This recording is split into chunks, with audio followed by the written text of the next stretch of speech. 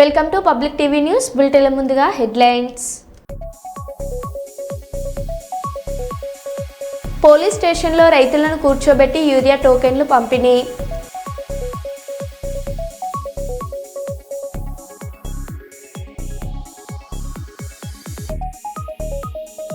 రోడ్డుపైకి సముద్రం, ఉప్పాడలో బీభత్సం.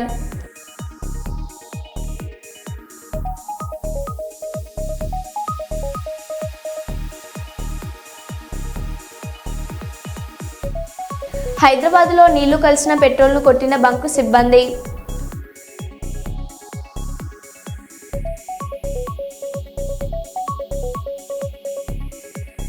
అటవీ ప్రాంతంలో ఆదివాసుల గుడిసెలు తొలగిస్తున్న అధికారులు.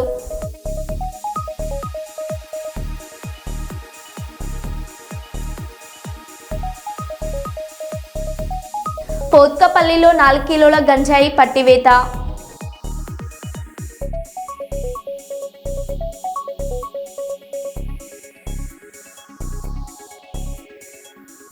ఇక వివరాల్లోకి వెళ్తే, సంగెం మండల కేంద్రంలో భారతీయ జనతా పార్టీ మండల శాఖ అధ్యక్షులు దామెరుపుల చంద్రమౌళి ఆధ్వర్యంలో జీఎస్టీని పేదలకు అందుబాటులోకి తీసుకురావడంపై కార్యక్రమం జరిగింది. ఈ సందర్భంగా ప్రజలు హర్షం వ్యక్తం చేస్తూ ప్రధానమంత్రి నరేంద్ర మోదీ చిత్రపటానికి పాలాభిషేకం చేశారు. ఈ కార్యక్రమంలో జిల్లా కౌన్సిల్ సభ్యుడు బుట్టి కుమారస్వామి, మండల ప్రధాన కార్యదర్శి పైన్ల శ్యాము, కార్యవర్గ సభ్యులు, మండల ఉపాధ్యక్షులు, బూత్ అధ్యక్షులు, స్థానిక నాయకులు పెద్ద సంఖ్యలో పాల్గొన్నారు.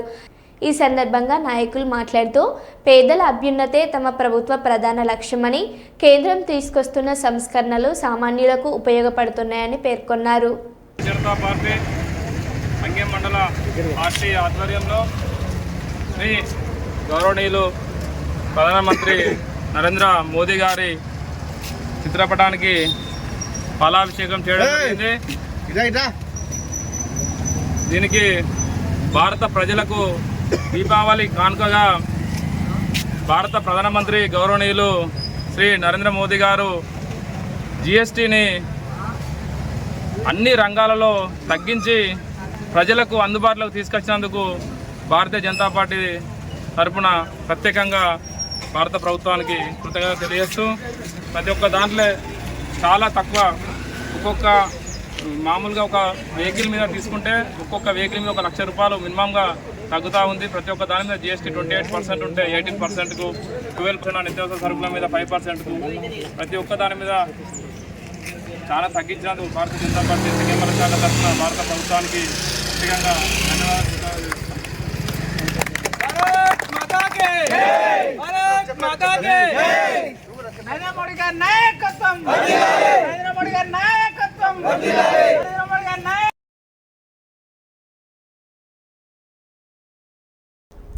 రాష్ట్ర పరిశ్రమలు, వాణిజ్యం మరియు ఫుడ్ ప్రాసెసింగ్ శాఖ మంత్రి టీజీ భరత్, కర్నూలు ఎంపీ బస్తిపాటి నాగరాజు సంయుక్త ఆధ్వర్యంలో శనివారం కర్నూలు నగరంలోని సెయింట్ జోసెఫ్ డిగ్రీ కళాశాలలో జాబ్ మేళా ఘనంగా నిర్వహించారు. ఈ మేళలో వేలాది మంది యువతీ యువకులు పాల్గొన్నారు. ఆంధ్రప్రదేశ్ స్టేట్ డెవలప్మెంట్ కార్పొరేషన్ ఆధ్వర్యంలో 25 కంపెనీల ప్రతినిధులు పాల్గొని విద్యార్థులకు ఉద్యోగ అవకాశాలు కల్పించారు. మొత్తం 5,000 మంది విద్యార్థులు హాజరు కాగా వారిలో 1982 మందికి తక్షణమే ఉద్యోగాలు లభించాయి. జాబ్ మేళాలో ఎంపికైన విద్యార్థులు ఆనందం వ్యక్తం చేయగా వారి తల్లిదండ్రులు ప్రభుత్వం పట్ల కృతజ్ఞతలు తెలిపారు.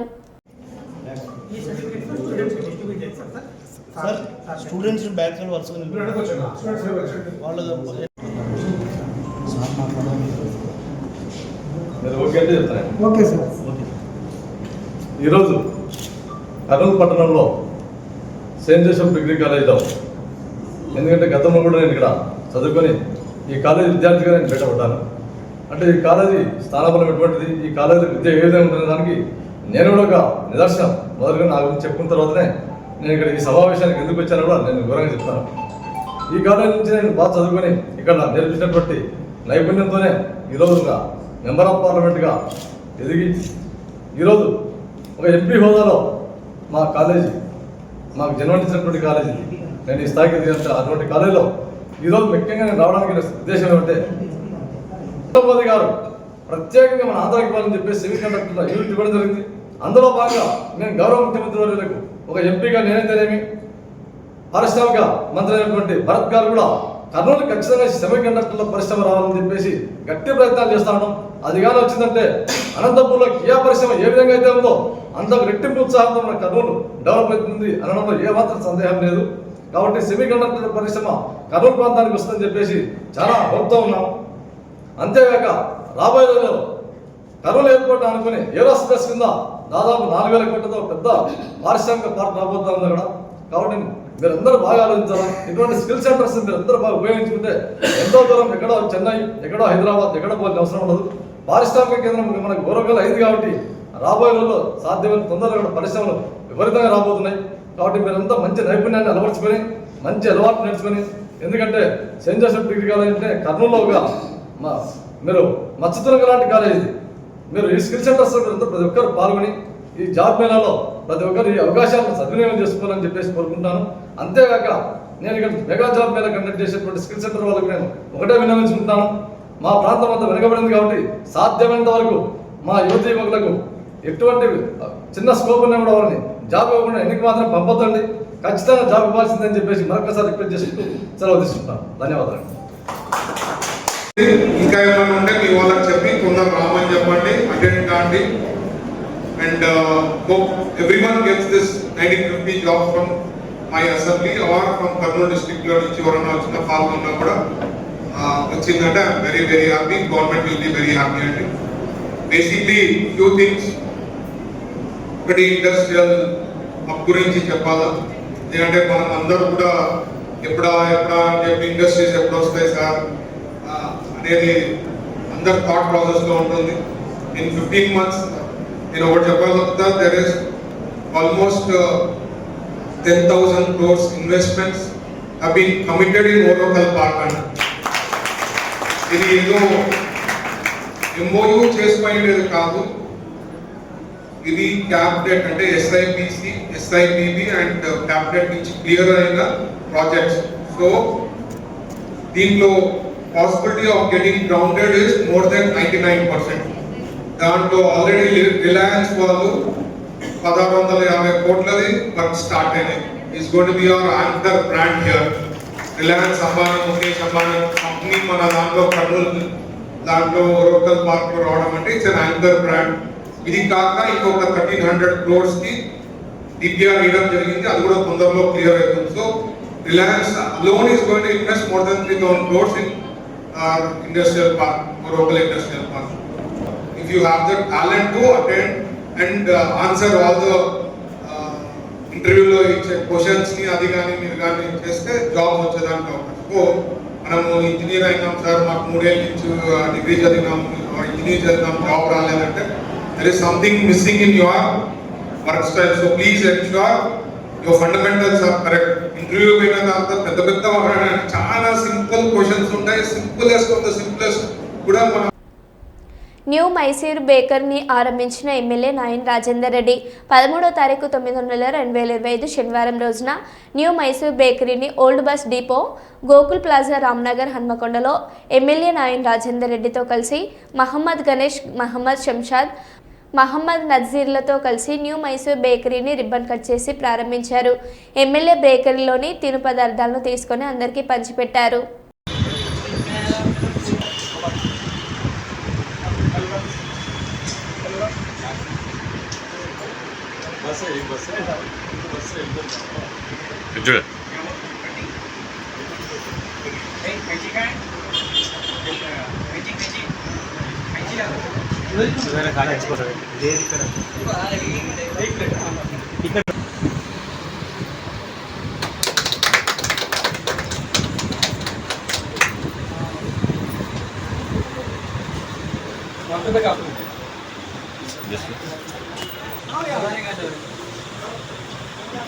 तुम्हें काउंटर पे खाऊँ चाहिए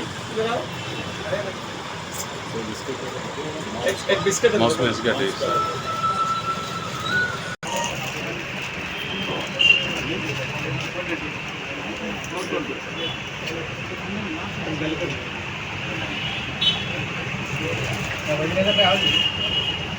ముందు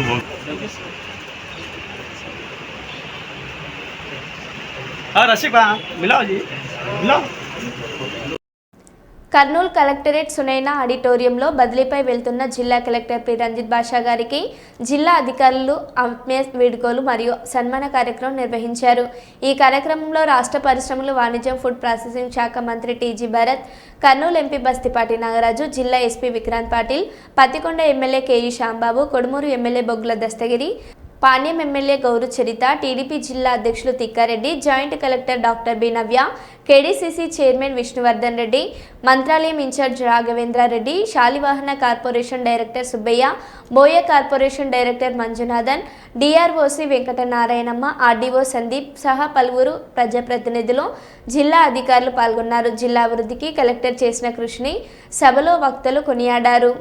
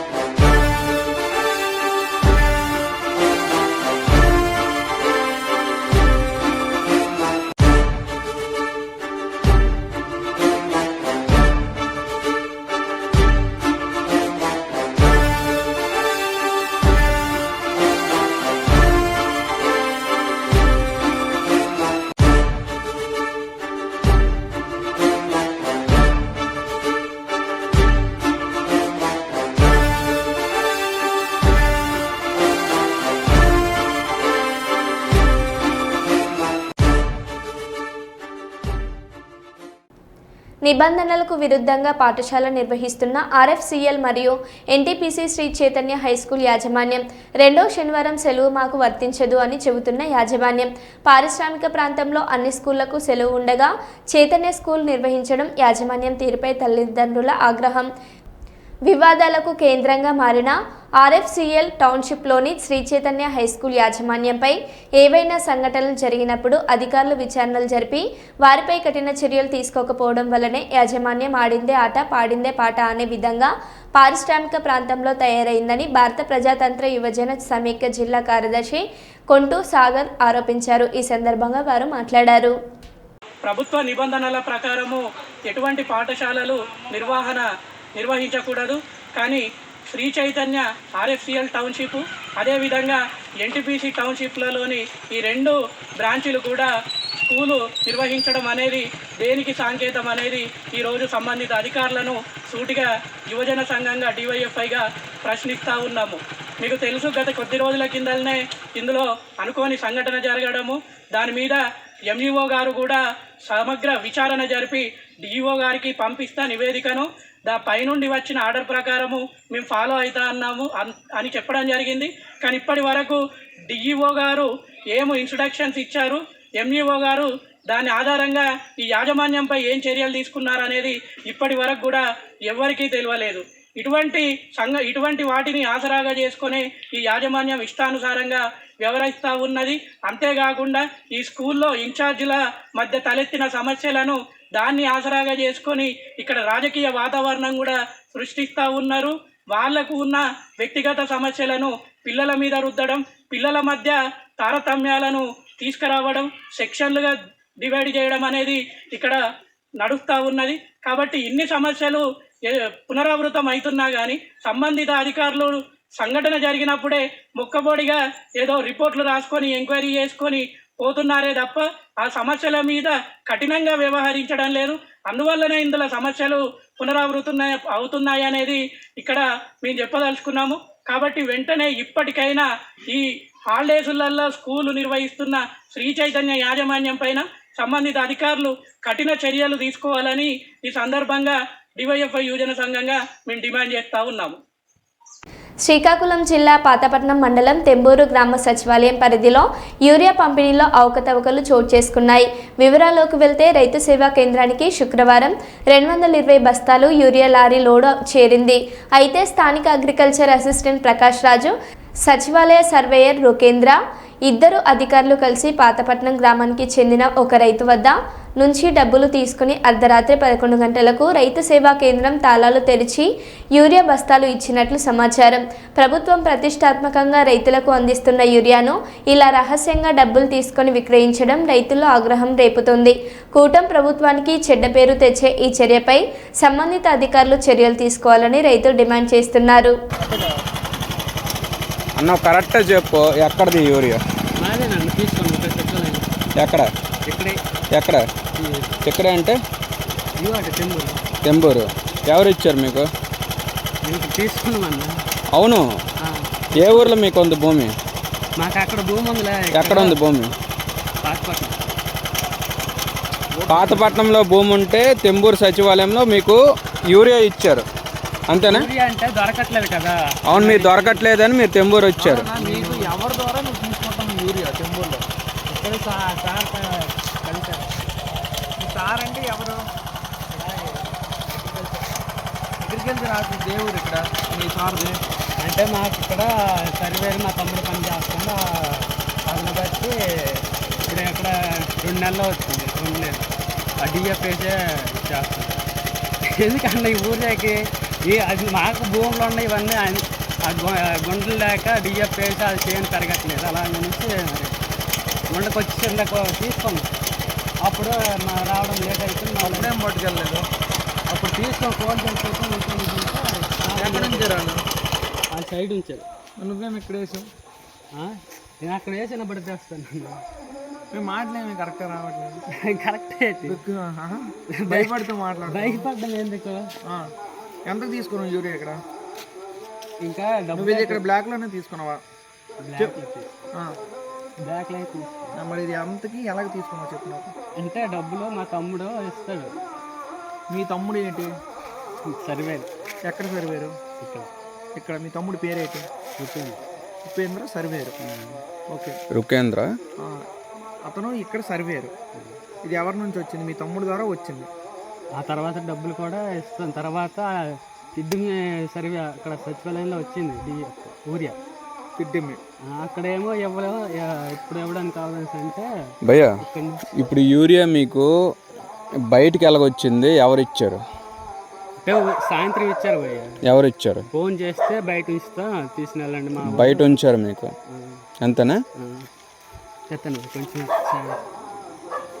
ఈ దొంగతనం దోపిడీ ఏడాడు బంగారమా? పెద్దగా వేడి కాదు, జస్ట్ మేము అడిగిన దానికే చెప్పండి. మీరు మేము అడగలేదు కదా మీకు. దొంగతనం చేసినట్టుగా మీరు. దొంగతనం కాదు, అడిగినప్పుడు అవును, నేను సమాధానం చెప్పాను కదా. రాంగ్ చేతి మాట్లాడానా? సరే, కొంచెం వేస్తాను భయ్య. ఎక్కడిది? నువ్వు ఆగో. గోదావరికని రామగుండం నియోజకవర్గంలో రాక్షస పాలన నడుస్తోందని, ప్రజాస్వామ్యాన్ని కూని చేస్తున్నారని మాజీ ఎమ్మెల్యే బీఆర్ఎస్ పార్టీ పెద్దపల్లి జిల్లా అధ్యక్షులు కోరకంటి చందర్ తీవ్రస్థాయిలో మండిపడ్డారు. సోమవారం గోదావరికని ప్రెస్ క్లబ్లో విలేకరుల సమావేశం నిర్వహించిన ఆయన మాట్లాడుతూ 21 నెలలుగా రామగుండం ఎమ్మెల్యే మక్కన్ సింగ్ అరాచక పాలన సాగిస్తున్నారు. ప్రశ్నిస్తే కేసులు, అడిగితే కూల్చివేతలు చేస్తున్నారు. చట్టాలు ఎమ్మెల్యేకు చుట్టాలుగా మారాయని ఆరోపించారు. రాజ్ ఠాకూర్ మక్కన్ సింగ్ గారు వారికి ప్రజాస్వామ్యాన్ని కూని చేయడం మాత్రమే ఇలా తెలుస్తూ ఉన్నది. రామగుండంలో ప్రజాస్వామ్యం లేదు. ప్రశ్నిస్తే కేసులు, అడుగుతే కూల్చివేతలు. ఇలా ఏ వాడకు పోయినా, ఎక్కే గల్లీకి పోయినా కూడా అందరూ కూడా పైసా పైసా కూడబెట్టుకొని కట్టినటువంటి కట్టడాలన్నీ కూడా ఇలా కూల్చేస్తున్నారు. అక్కడ రేవంత్ రెడ్డి, ఇక్కడ మక్కన్ సింగ్ ఒకే ఆలోచనతోని నడుస్తుంది. రామగుండంలో మక్కన్ సింగ్కు చట్టాలన్నీ కూడా చుట్టాలైపోయినాయి. చట్టం లేదు, దానికి ఒక పరిధి లేదు.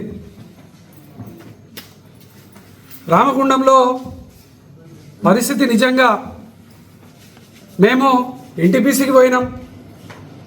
ఎమ్మెల్యే అయిన తర్వాత 3 నెలల్లోనే,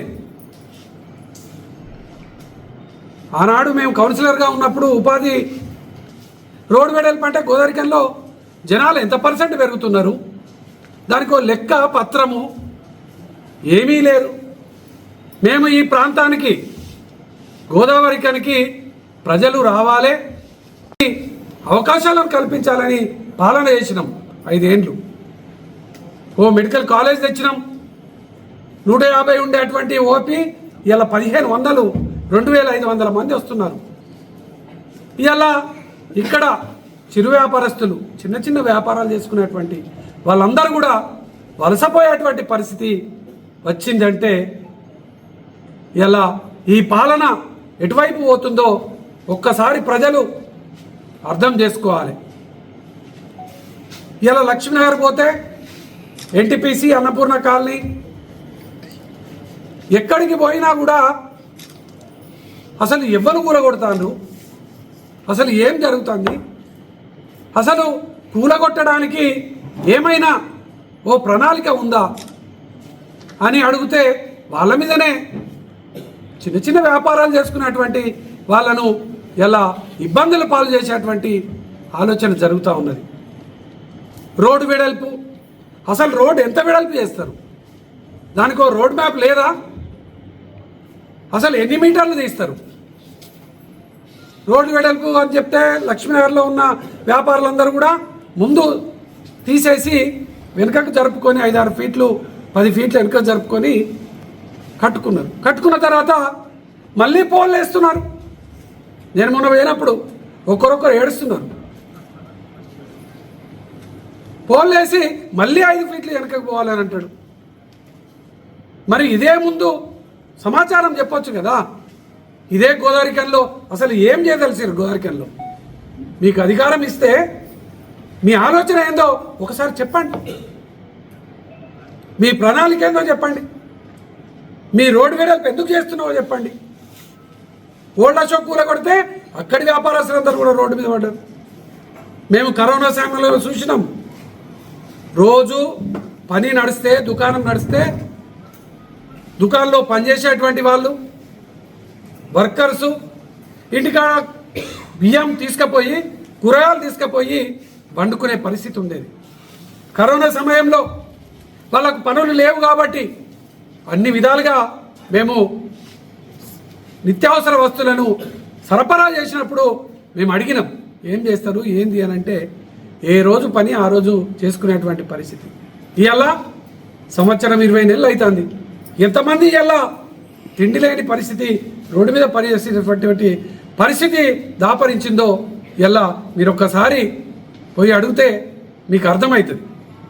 శ్రీకాకుళం జిల్లా కోటబొమ్మాలి మండలం గుంజిలోవ గ్రామంలోని ప్రసిద్ధ వైభవ వెంకటేశ్వర స్వామి ఆలయంలో శనివారం భక్తుల గోత్రనామాలతో ప్రత్యేక పూజలు వైభవంగా నిర్వహించబడ్డాయి. ఆలయ ప్రధాన అర్చకులు శ్రీ నంబాల కుమార్ బాబు ఆధ్వర్యంలో జరిగిన ఈ విశేష పూజల్లో ఉదయం నుంచి స్వామివారికి అభిషేకాలు, అలంకారాలు, అర్చనలు ఘనంగా జరిగాయి. భక్తులు తమ కుటుంబ గోత్రనామాలతో ప్రత్యేక పూజలు చేయించుకొని స్వామివారి ఆశీస్సులు పొందారు.